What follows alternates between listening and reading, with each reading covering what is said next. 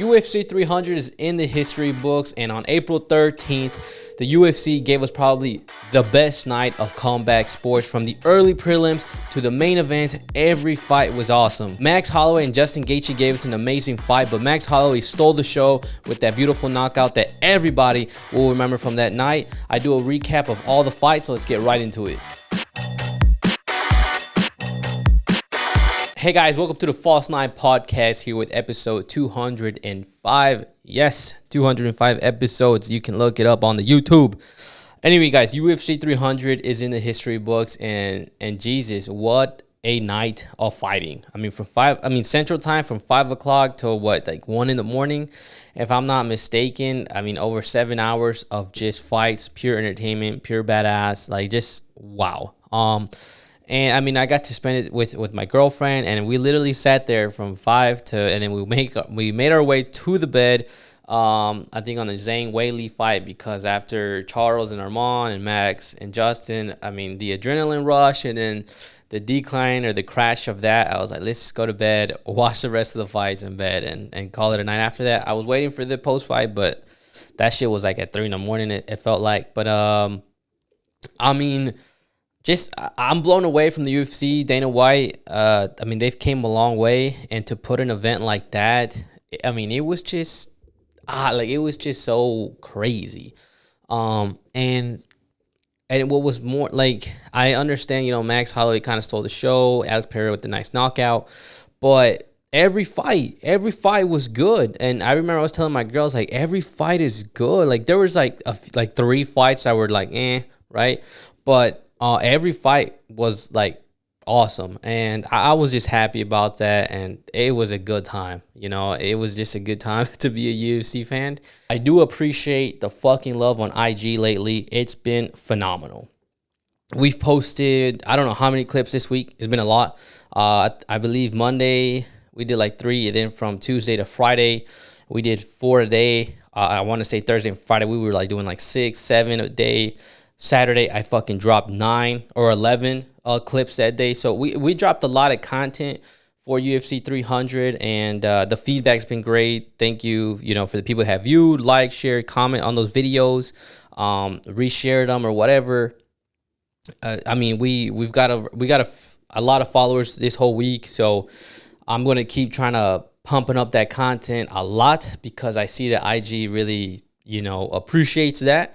And the algorithm is in my favor right now, so I'm gonna just keep pumping the content. And again, guys, it's just to have a good time. So, but yeah, very thankful, very, very, very thankful, because I mean, the stories, I mean, they were getting like 1,000 views. I don't really get that type of view count on a story.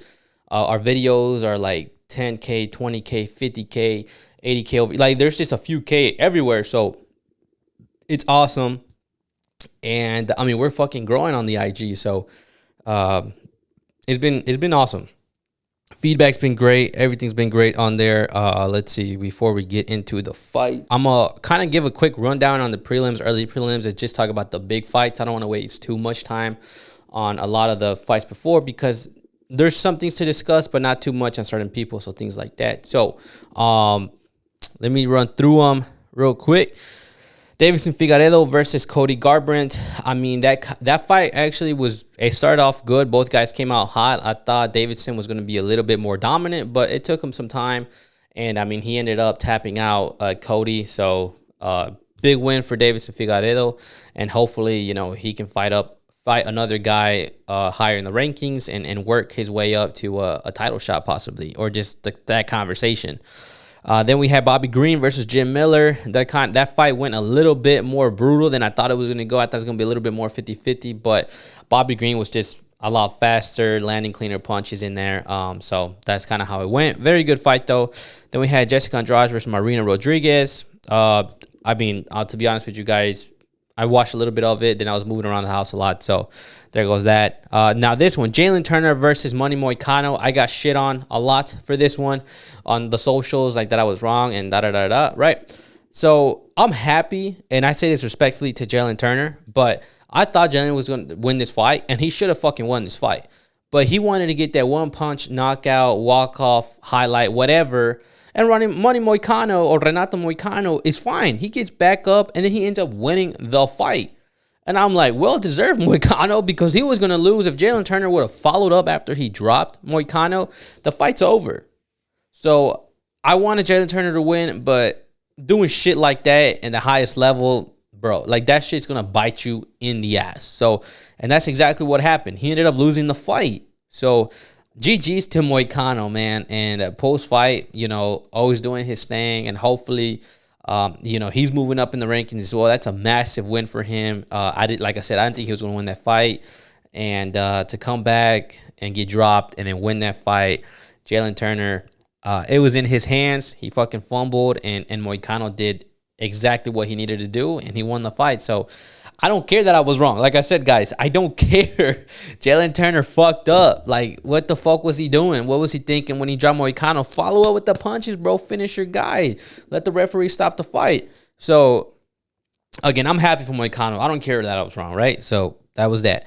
Then we had Diego Lopes versus Sodiq Yusuff. I mean, Diego Lopes, bro, he is coming up. Like, he is coming up, and he's blowing up, and I want him to take his time.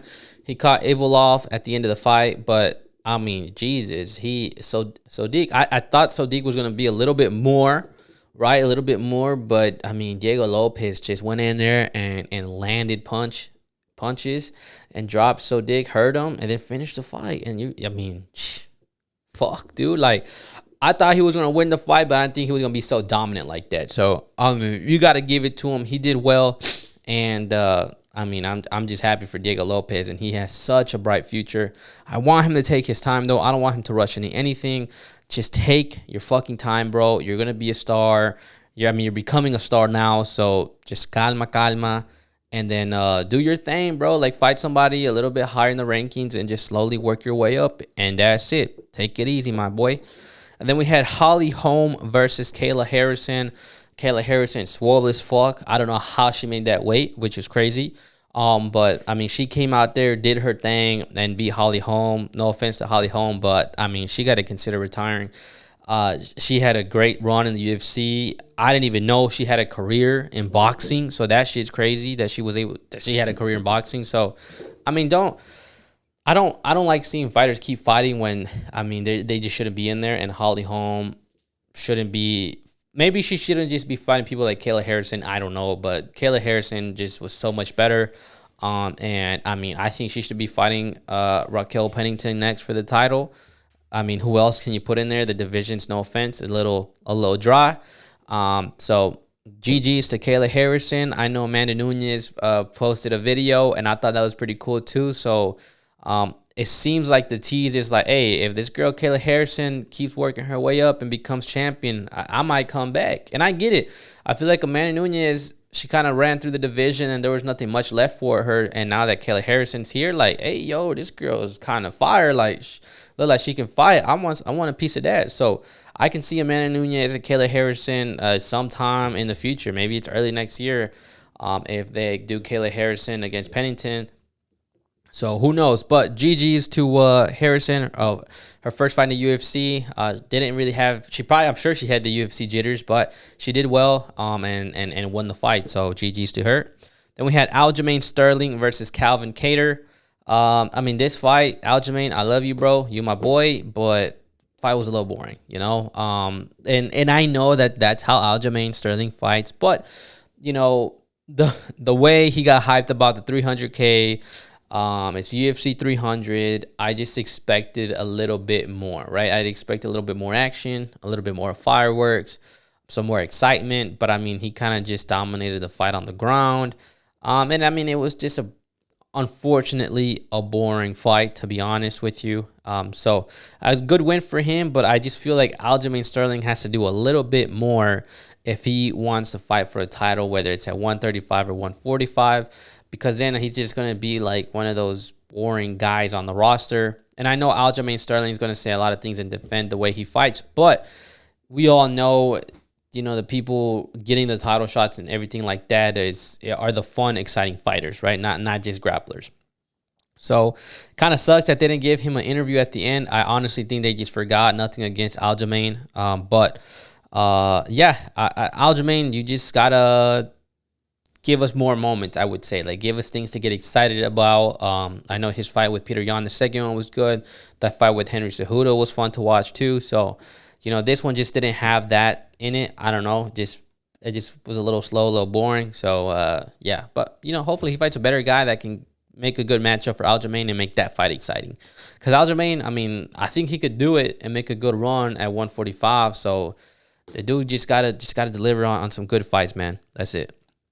Then we had Jiri Prochazka versus Aleksandar Rakic. I mean, this fight, Aleksandar, he came out hot, right? I thought this dude was going to beat Jiri. I was like, damn, Aleksandar got the pace, you know, for a big guy on a light heavyweight. He was moving fast. And Jiri, you know, he fights kind of weird. He fights very flat-footed and just kind of marching to you. And he was eating those calf kicks. I don't know how the fuck he was doing that, but he was eating those calf kicks. He did it with Alex Pereira as well. And he's just a tough guy, man. That guy's durable as hell for Jiri. Jiri's durable. And very patient. And I was getting frustrated with Jiri. I was like, bro, the right hand is there. My girl got mad at me. Stop saying that. I'm like, but babe, the right hand is there. And I mean, that's what started that when he landed that right hand. I mean, that was the beginning of the end for Aleksandar. I mean, and Jiri was losing the fight. Definitely lost the first round and bounced back. And to catch Aleksandar and just completely slow him down and then just finishing him. I mean, I don't know who. I mean, he does deserve performance of the night for coming back like that and getting a knockout like that, because that shit was fun. It was beautiful, and it was badass. So Jiri, what's next for Jiri? I know he mentions the title, but like I said in the last episode, if Jiri wins, he needs just one more win. He needs a win that there's just no questions that, you know, he's next for the title. And also, I just want him to be the best version of Jiri Prochazka to fight Alex Pereira, because I mean, Alex Pereira beat Jamahal Hill, and he made that shit look easy. And, I mean, you got to be ready to fight Alex Pereira, and you got to be at your best. So, I think Jiri needs one more win, and it should be against Jamahal Hill. I think Jiri and Jamahal Hill need to be next, no questions asked. Fight that, make that a title eliminator, you know, or not even a title eliminator, but you could it's a test for Jiri. If Jiri can win, fight Alex. If Jamahal can win, he needs to beat somebody else, and then he can get his title shot. So, I mean, for Jiri, good for Jiri, man. I'm happy for him. I wanted him to win, and I'm happy he finally got the W. Not finally got the W, but I'm just happy he got a W after his injury, man. Like, you know, that I'm sure he was fucking itching for that W. We had Bo Nickal versus Cody Brundage. I was a little disappointed with Bo Nickal's performance. But I mean, Dana White said it better. We shouldn't have so much pressure on Bo Nickal. That was his 6th professional MMA fight. So that kind of like took off some, I don't know, I took it a lot more easier on Bo Nickal, because I'm like, okay, yeah, that's true. 6th pro fight in MMA, and he's fucking on the main card on UFC 300. Like, I mean, we got to relax, right? So, I mean, but he did good. I think he got tested. It was his longest fight ever. And he fought a decent guy. He did well. You know, he looked a little sloppy, but I mean, you're fighting a better guy now, so that's just what happens. And he just did good. I just think he needs to do a little bit better on his standing up game. I think he would be a lot more fun if he was just a better striker. And I mean, he's gonna get there. The guy's young, like I said, 6th fight in the MMA, in MMA. I mean, and he's fighting guys that have over 15 professional fights. He said it himself.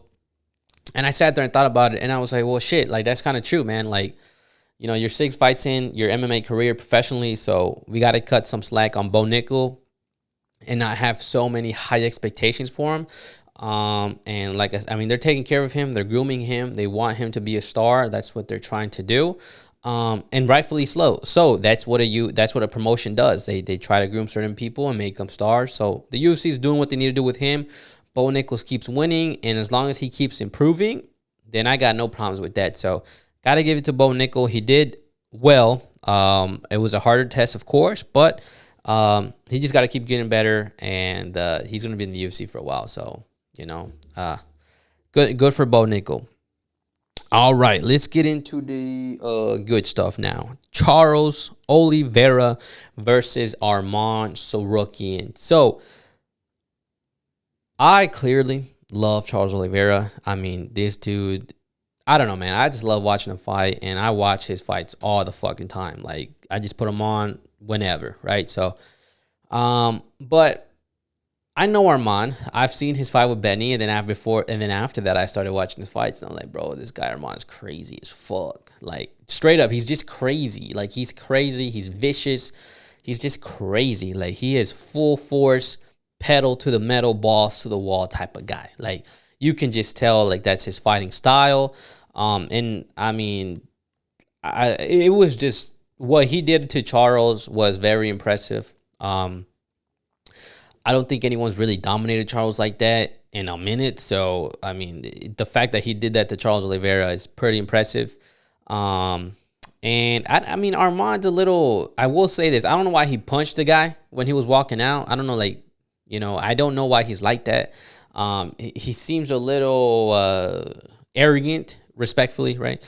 But yeah, don't be punching people. Arman, like, you know, stay away from the fans. Two different types of people, two different types of worlds. You don't need to be punching people. So the fight itself, I mean, it's kind of what not even. I expected a little bit more standing up. I wish the fight was 5 rounds as well. I would have loved to see that because I feel like the fight would have been a little bit more different. But I'm just kind of making excuses for Charles as well, you know, not being, just keep it real. Like, if Charles would have won, I wouldn't even be talking about 5-round fight. But I mean, Arman did what he did, like what he needed to do. I don't know how he survived in the first round and the last round. Like, I mean, Charles Oliveira had that shit tight. And the fact that Arman didn't tap, when he didn't tap in the first, I was like, fuck. Like, this motherfucker didn't tap. I was just like, fuck, man. And then, I mean, he completely dominated that second round and cut up Charles. And then third round, kind of did the same thing a little bit, like, just kind of dominated him. And, I mean, Arman, I don't think took too much damage. I know he got caught with a few shots, but again, in third round, towards the end, Charles had a fucking choke. Is what, nice and tight, man. And Arman survived. Like, he's tough, man. He's tough. And he wanted to win. Like, he really wanted to win, and it showed. Like, you could see the passion from Arman. You could see the heart from Arman, and it was cool to see, man. Like, some people give me shit like, oh, Charles lost. I'm like, I mean, I know Charles lost, but at the same time, I'm a fucking fan of the sport, and what Arman did was fucking impressive, and I was like, damn, that's cool, man. Like, that's awesome that he did that. Like, that's how I see this fight. I don't get all butthurt about it. Like, I'm just like, damn, Arman is that guy, bro. Like, he's the shit. Like, you know, and then I got no problem with it because the way he did Charles, like, he dominated Charles, and that's how you beat a guy, like, in general. So he did good. There's a lot of things he did well. Like, with the fight with him and Islam is going to be very interesting whenever that happens. Hopefully it's this year, towards the end of the year, of course. But like I said, Arman did good, man. And for Charles, like, what happens now with Charles? I think Charles, he's still a star, whether he decides to fight someone else and get another belt under his just get another win under his belt. Or, like I said, the fight with Connor's there. Connor and Charles, like, they both want to fight against each other. They want to make that fight happen. It will sell you a lot of pay-per-views. A lot of people will watch it. So you can make the fight with Charles and Connor, whether that's after Chandler or another time, right? But I think you need to make it soon because with Conor McGregor, obviously, there's a lot of good fights you can make. But, you know, there's the Dustin fight and Charles fight and Islam fight for Conor McGregor. But Conor McGregor also needs to get some wins. If he manages to get a win against Chandler and Charles, then you can see him fighting Islam Makhachev, right? So I think Charles and Conor need to fight. I think it makes sense. It will sell you a lot. A lot of people will watch that. Like, it would be fucking nuts. So that would be a good-ass fight to watch. And, I mean, and then for Arman, you know, they asked Arman after the Charles fight if he wanted to fight Islam Makhachev, and he said no. And I'm happy he said no. Like, I really am happy he said no because the fight went 3 rounds. He took some damage. And, I mean, it was just a rough fight, and he has to recover from that. He said he needs like 2 weeks to recover and then a fight camp. So I'm happy he said no, you know, and like, don't jump into that fight late notice with Islam. You need a lot of preparation for that. He said it himself when the first time he fought Islam on late notice, when Volkanovski fought Islam on late notice, like, look how that shit went. So Arman being smart, not jumping the gun on the title shot. So happy to hear that. And now we get Dustin Poirier and Islam Makhachev because of that. So I mean, Arman has a bright future, and I can see him beating Islam Makhachev, but we still have yet to see how good Arman is on the feet. Like, how good is he on, like, just exchanging punches? Because Islam Makhachev is an A1 striker, no questions asked. So I don't know how good Arman Tsarukyan is on the feet, right? So it's going to be very interesting when that fight happens. Like I said, hopefully end of the year we get that fight. And I mean, Arman Tsarukyan did what he needed to do to beat Charles, and he did it. I mean, he dominated Charles, so you can't even be upset about that. All right, so then after that, we had fight of the night, Max Holloway versus Justin Gaethje. What a fight that was. What a performance by Max Holloway. $600K in bonuses. Probably one of the best knockouts ever in UFC history. One of the best fights in UFC history. Max Holloway with the performance like of UFC history, like, just wow, right? You know, a lot of people coming into this fight were, I mean, initially they were like, Max Holloway stands no chance. He gets fucking muled. Initially, I was like, there's just no shot, bro. It's Justin Gaethje, heavy hands, bigger. Like, there's no way. And I mean, over time, Max Holloway's like, nah. Like, I'm this, and that. And I mean, I was convinced by Max Holloway. I found it very, very difficult for him to beat Justin Gaethje, but I was like, I think he's going to beat him. So, I mean, coming into the fight, like I said, Max Holloway was the underdog. A lot of people counted him out. And I mean, he looked good. He got dropped in the first, which was crazy. First time ever getting dropped in UFC history for him.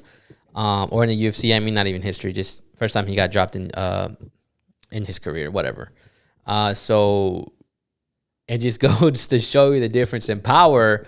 And he felt the power of Justin Gaethje, and I mean, he got right back up. So I don't know if it was really a slip or not. I don't know. He said it was, but it looked like he got dropped. And the best thing happened for Max Holloway. He did that spinning heel kick or back kick and landed the heel right on the nose, broke Justin Gaethje's nose. He was bleeding the rest of the fight. And that's the best thing that could have happened to Max Holloway, and that just set up a perfect performance for Max Holloway. Like, you know, he just dominated, you know, on the feet. Well, I mean, they only fought on the feet, so he just dominated the rest of the fight.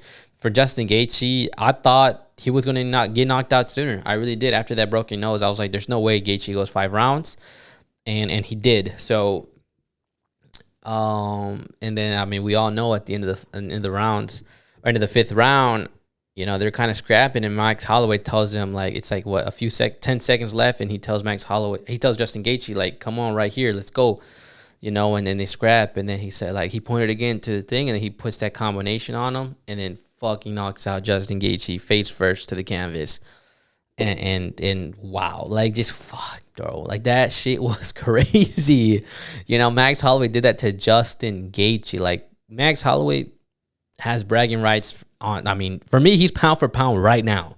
You know, whether that lasts 1 day, 1 month, a year, he is pound for pound. He's the baddest man on that fucking roster. You know, going up in weight class. No business fighting Justin Gaethje. There's no reason for that. It's a fun fight, and it's a fucking, I mean, Gaethje's basically a knockout artist, a highlight Gaethje. You know, he makes highlights of people because he's knocking them out like crazy. And Max Holloway controlled that shit and managed it, and then finished Justin Gaethje and made a highlight of his own. So it was just like, wow, like, for real. And like, I don't know, man. Words can't describe that moment, really. And it sucks for Justin Gaethje because he didn't have to take this fight, man. He was next up for the title for Islam Makhachev. And this is what I hate. This is why I hate Islam Makhachev. Like, I don't like him because of this. He could have fought in February against Justin Gaethje because Justin Gaethje was next for the title no matter what. Like, no matter what, he was next. But he doesn't want to fucking fight. He wants a fucking vacation. So Justin Gaethje risked his title shot and goes and fights fucking Max Holloway. And I'm just like, why does Islam do that? You know, and obviously no one forced Justin Gaethje to take the fight. You know, all this and that. Like, I understand all that, but the reality is that the fight with Islam Makhachev and Justin Gaethje didn't happen because Islam Makhachev didn't want to. So what Justin Gaethje do? He got to think about his career. He got to think about himself. You know what? They offered him the fight against Max Holloway, a lot of money. You know, all this shit. I'm sure he made a lot of money. And he risked his title shot. You know, so and Islam Makhachev has yet to defend his title against somebody at 155. In October, it's gonna be 2 years since he beat Charles Oliveira. He's only fought Volkanovski twice. I know it's not all his fault, but like, bro, you got people waiting for a title shot. You know, Justin Gaethje was waiting, and now he can't even fight for his title because he just lost to Max Holloway like that. And then Dustin Poirier goes and destroys Benoit Saint-Denis. And Daisy, stop it. And Dustin Poirier goes in there and just beats Benoit Saint-Denis. And I mean, now you got to give him the title shot because like no one's going to be ready. Dustin Poirier made a statement, and I mean, he knocked out the guy that nobody wanted to fight in the division. And it's like, well, no one's going to be ready. Everyone else said no. Arman just said no. You got to give it to Dustin Poirier. Now you got Dustin Poirier against Islam Makhachev. And then you have Arman Tsarukyan ready for a title shot as well. And then, I mean, it sucks for Justin Gaethje because, like I said, he had a title shot lined up. Charles Oliveira, same thing. He had his title shot. He pulled out, you know, because he got that cut. So Volkanovski took it. Like, so I'm just annoyed that these 155ers should be fighting for title shots, and they're not because the fucking champion doesn't want to fight anybody at the division. And I'm just annoyed. And I know a lot of people gonna say, well, it's not all Islam's fault. Ramadan, he was hurt.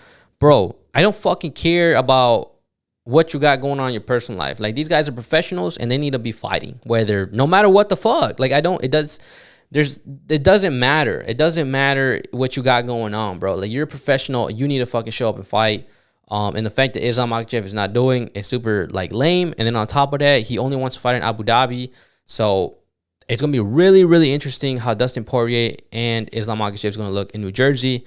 And, yeah, but you guys know how I feel about Islam. But it sucks for Gaethje. It just sucks for Gaethje.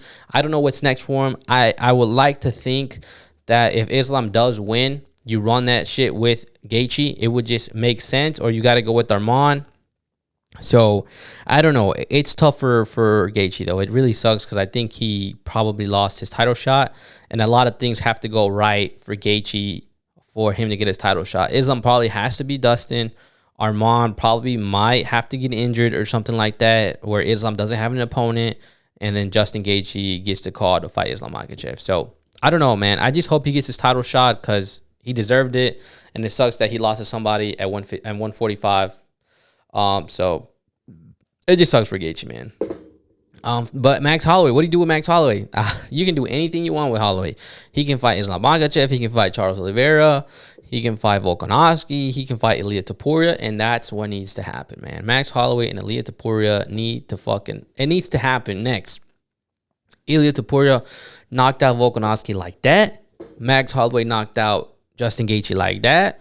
Bro, you got to put those guys in the ring next. You need to make that shit. You need to sign that contract now, bro. Those guys, I mean, the UFC knows what they're doing. They're a business, so they know that fight is next to make. No questions asked. Make that happen later this year, you know, and I want to see it. I just want to see it.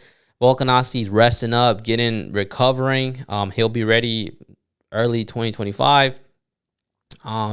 So run that shit with Ilia Topuria versus Max Holloway. Ilia Topuria looked like he saw a ghost when Max Holloway knocked out Justin Gaethje, and then he wants to go and say, that wouldn't happen to me. That was sloppy at the end. There was just exchanging, no defense involved. And I'm like, bro, did you not see the first 4 rounds? What are you talking about, Ilia Topuria? Max Holloway moved up and did that to one of the best guys in the division, bro. Like, Ilia Topuria, I know you're scared. And I know he's going to fight him, but he got, like, shook. He was like, oh, fuck. Like, there's no questions asked. You saw it on camera. Like, you saw it live firsthand. So, Ilia Topuria, Max Holloway, need to happen. Max Holloway's on a fucking peak right now, so hopefully he stays healthy, and hopefully he keeps that energy up, because like I said, he brings that energy to Ilia Topuria. That fight is very, very interesting. And also, Max Holloway is just 32 years old, man. 32 years old of age, so he is young and still hungry. And, I mean, you never know, bro. You just never know.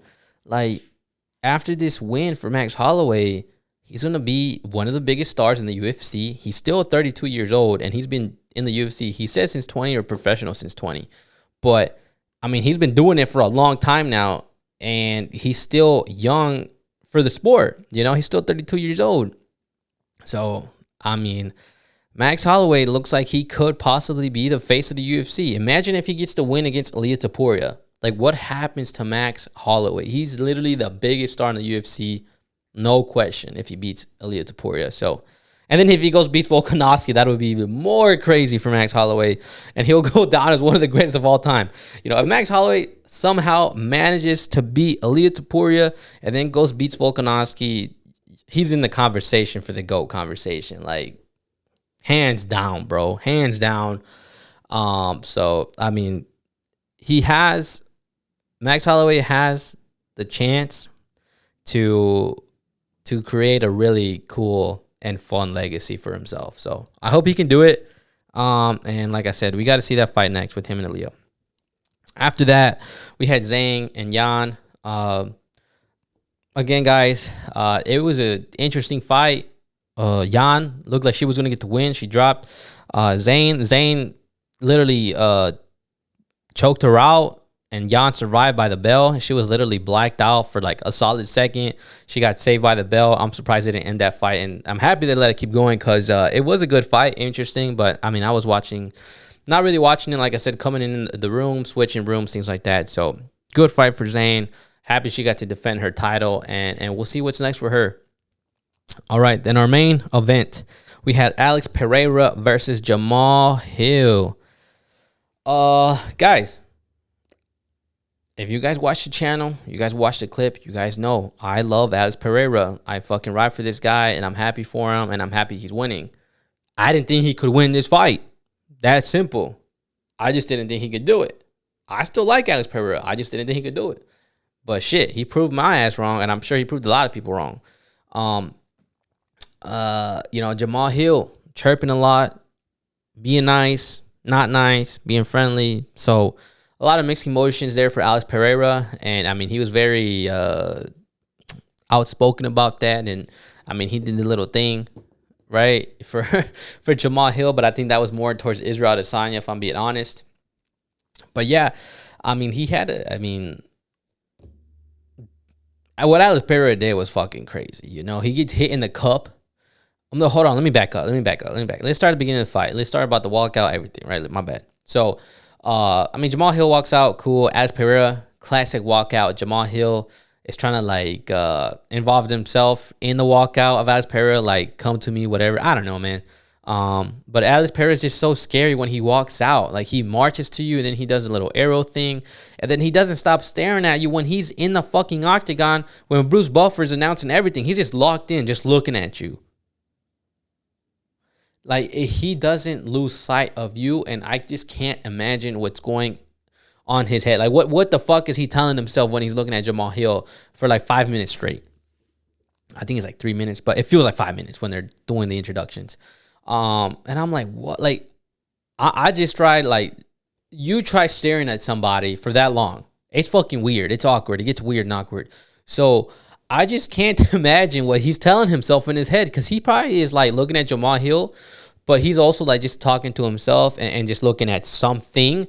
But in reality, it's Jamahal Hill. So I'm just curious to know. Like, I want to ask Pereira, bro, what goes on through your fucking head when you're looking at Jamahal Hill for 5 minutes? Because it has to be, I mean, he probably can't even say it.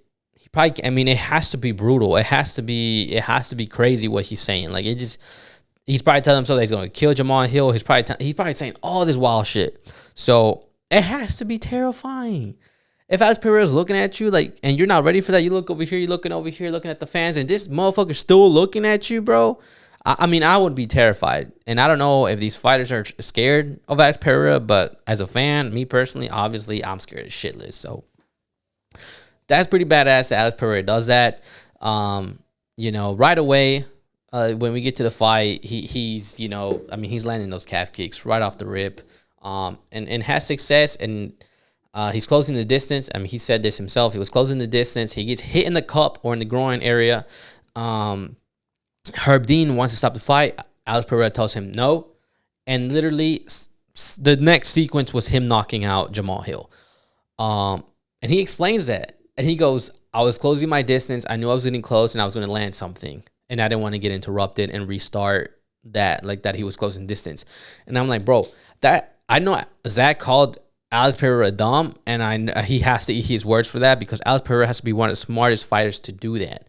Like, just imagine, like, you're so locked in. You just got done looking at Jamahal Hill for 5 minutes straight, right? And now you're finna fight him. Like, you're so dialed in Jamahal Hill, and now you got the referee trying to intervene, and you have to tell yourself, oh, Herb Dean's about to interrupt this because my cup got hit, or I got hit in the cup. And, like, let me tell him no. Like, you got to think about how fast your mind has to work to communicate that within yourself. Like, you're so dialed into Jamahal Hill, you know you got to hit in the cup, and you're like, nah, I'm good. And you know Herb Dean's about to come in, you got to tell him no. While you're still locked in Jamahal Hill, and you know the distance that you already had covered, and the distance that you've closed with Jamahal Hill, and you know what's about to happen next.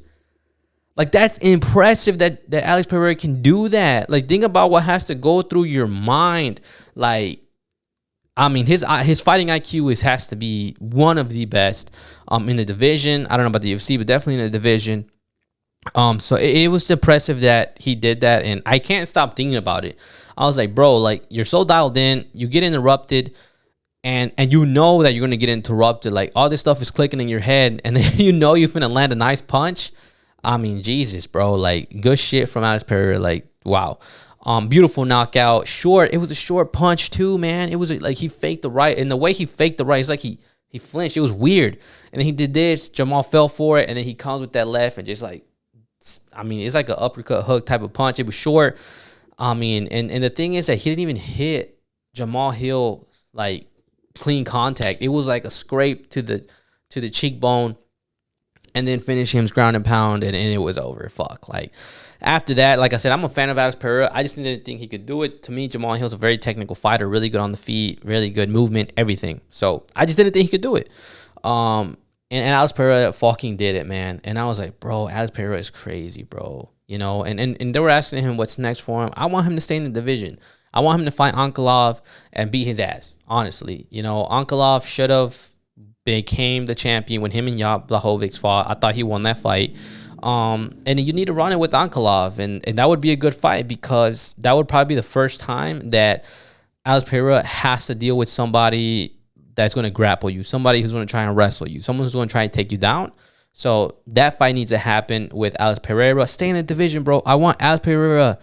That is his division. Like, that's his division, and he needs to make a name for himself there. And I want him just to have a few title defenses and then walk away from the UFC as one of the best guys. Like, the time he's had in the UFC and what he's been able to accomplish, I mean, there's no questions that, I mean, I don't know who else is going to do it. So, I mean, Alex Pereira, you got to give him his flowers. I gave him his flowers. Like I said, I'm a fan of Alex Pereira. I just didn't think he could do it. But the fact that he did it, now I'm like, I don't know who's going to beat him. I don't know. And the thing is that, like I said, what stood out to me was the sequence of the knockout. You know, he's doing the calf kiss, closing the distance, and then the interruption, and the fact that you know, his brain just worked the way it worked. I mean, I'm just like, bro, I don't know who's going to beat this guy. So, Alex Pereira versus Ankalaev needs to happen next. And for Jamahal Hill, Jiri Prochazka, that fight needs to happen next. They need to run it. And, yeah, I mean, Jamahal Hill needs to bounce back. I hope he's healthy, man. I don't know. I wish he could say how his Achilles is. I'm not trying to make any excuses for him, but I'm just curious as well. So, but Jamahal Hill, he just needs to bounce back. And you know, if he manages to get some wins, I think if he gets 2 wins, he's right back in there for a title fight. So, Hopefully we can see him soon, or just fighting this year against Jiri. That would be fun. A lot of people wanted that fight when Jamahal Hill beat Glover. So let's see it. Let's see it. 5-round fight too. Fuck it. Real quick, let's talk about some fight news before we end the show. Islam Makhachev versus Dustin Poirier finally got announced. Like I said earlier, Islam Makhachev needs to be fighting people in his division, and I really hope he fights Dustin. And then I hope before the year ends, he has another fight at 155. That's all I got to say. Dustin Poirier coming out, bouncing back from that loss from Justin Gaethje to Benoit. You know, and he was very vocal on Theo Vaughn that he was going through some shit, started seeing a therapist for the first time. Like, he was going through it. He gets the win against Benoit, right? Think about how down and how depressed he had to be. And then to go into training camp and try and motivate yourself and talk to yourself and you know, do things. And then he gets a win like that. Now he gets his title shot. That just has to give you a lot of mental confidence, you know, as a fighter. So Dustin Poirier is going to be a different Dustin Poirier because he's never been in a position where he got knocked out like that. He's been depressed like that. Then he bounces back and like knocks out the boogeyman in the division. And now he's getting a title shot. He dealt with the hardest thing that he's ever dealt with mentally, bounces back, and now he gets the top reward you can get as a fighter, and that's a title shot. So this Dustin Poirier is going to be very, very scary and very mentally fucking strong. So I don't know how this fight's going to go. It's going to be very, very good, though. I'll tell you that, you know, he almost had it against Khabib. Islam's not Khabib. So I don't know. This fight's going to be very, very different, and I'm excited to see it. And, of course, I'm going to have to go with DP on this one, man. So hopefully, but we'll see. I'm just happy Islam's fucking fighting. That's it. And then I think co-main is Sean Strickland versus, what's his name? Costa? What's his first name? I don't know. Costa, though. Paulo Costa. Paulo Costa versus Sean Strickland. They were chirping at each other. So Sean Strickland losing the belt to Drakus. Robert Whittaker. Paulo Costa losing to Robert Whittaker. So it's going to be a good fight. 5-round fight as well. So awesome. Conor McGregor versus Michael Chandler. Finally, we're getting this fight. Finally got announced. And I just want Conor McGregor to show up and perform. That's it. I know Michael Chandler's going to be ready. He's going to be scary, bro. This is the biggest shot of his life. You know, that's going to be a scary dude. Conor McGregor has everything to lose, man. And if he loses fight, it's going to suck. So, I mean, hopefully Conor does well. Hopefully he wins. I want to see him win. And I want to see him beat Michael Chandler, beat Charles Oliveira, and then fight Islam Makhachev. That's what I want for Conor McGregor. I know it's a lot to ask for. I know I sound delusional, but that's what I want. Guys, that was episode 205. I hope you guys enjoyed it. Thank you for watching. Make sure to like, share, subscribe. Peace. See you on the next one.